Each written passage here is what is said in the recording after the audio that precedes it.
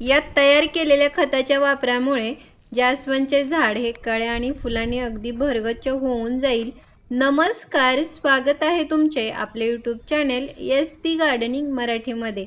आज आपण या व्हिडिओमध्ये आपल्या घरातीलच 2 वस्तूंचा वापर करून ही खते तयार करून ही झाडांना देणार आहोत।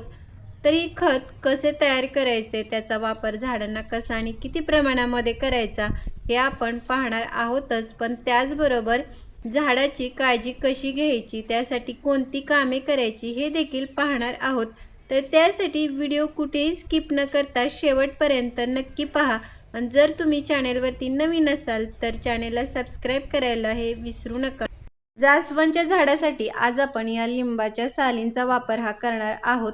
लिंबूमधील रस वापरल्यानंतर ज्या साली असतात त्या आपण फेकून देतो, तर त्या फेकून न देता त्याचा वापर हा झाडांसाठी करावा। त्यामुळे झाडांना भरपूर कळ्या आणि फुले लागण्यासाठी ही मदत होत असते, कारण लिंबू हे आम्लधर्मीय आहे आणि झाडांना फुले येण्यासाठी आम्लयुक्त मातीची ही गरज असते।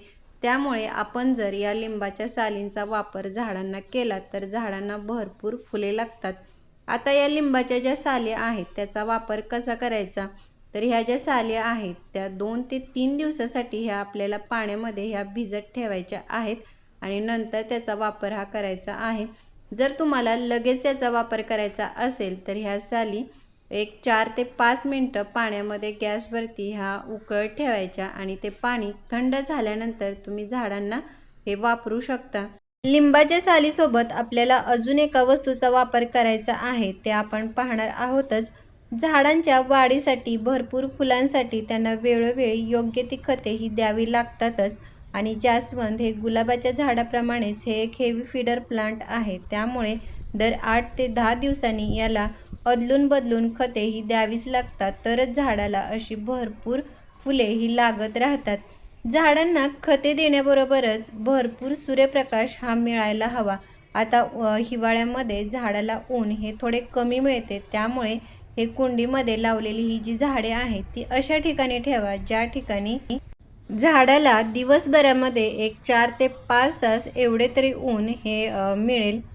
जास्वंदच्या झाडाला पाणी देताना देखील कुंडीतील माती ही चेक करूनच द्यावे। कुंडीतील माती वरच्या बाजूची 1 ते 1.5 इंच ही कोरडी होईल तेव्हा झाडाला पाणी द्यावे, नाहीतर जास्ती पाण्यामुळे मातीमध्ये बुरशी लागणे, झाडाची पाने पिवळे होऊन गळणे, कळ्या उमलणे, अगदीच गळणे यासारख्या समस्या ह्या निर्माण होतात। लिंबाच्या सालीसोबत आपण अजून एक वस्तू वापरणार आहोत, ती म्हणजे या कांद्याच्या साली आहेत। कांद्याच्या सालीमध्ये हे potassium, phosphorus, magnesium, sulphur, zinc यासारखे घटक हे मोठ्या प्रमाणामध्ये असतात। त्यामुळे आपल्या झाडांना ही फुले जास्ती प्रमाणामध्ये लागतात। त्याचबरोबर फुलांचा आकार हा मोठा होऊन फुलांचा रंग देखील हा गडद होण्यासाठी ही मदत होत असते। आता ह्या लिंबाच्या साली आणि कांद्याच्या ज्या साली आहेत त्या आपल्याला 2 दिवसासाठी ह्या पाण्यामध्ये अशा प्रकारे भिजत ठेवायच्या।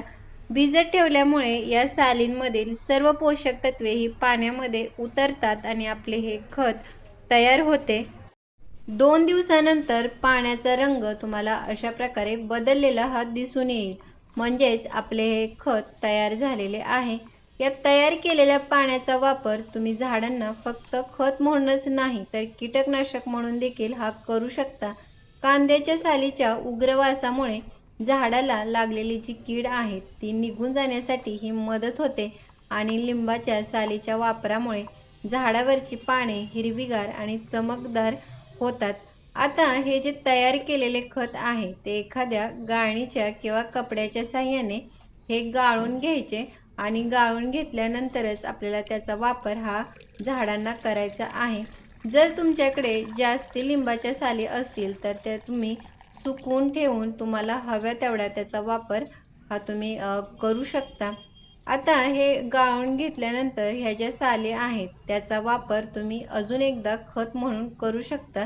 तर त्यासाठी गाळून घेतल्यानंतर ह्या ज्या साली आहेत त्या पाण्यामध्ये ह्या अजून भिजत ठेवायच्या आणि नंतर तयार झालेले पाणी हे झाडांना वापरायचे आहे। गाळून घेतलेले हे जे पाणी आहे याचा वापर देखील आपल्याला झाडांना तसाच न करता ते आपल्याला डायल्यूट करून नंतरच झाडांना याचा वापर हा करायचा आहे। आता या पाण्याचे प्रमाण किती ठेवायचे, तर 1 मग हे तयार केलेले खत असेल तर त्याच्यामध्ये अजून 2 ते 3 मग पाणी मिक्स करून नंतरच हे झाडाला वापरायचे आहे.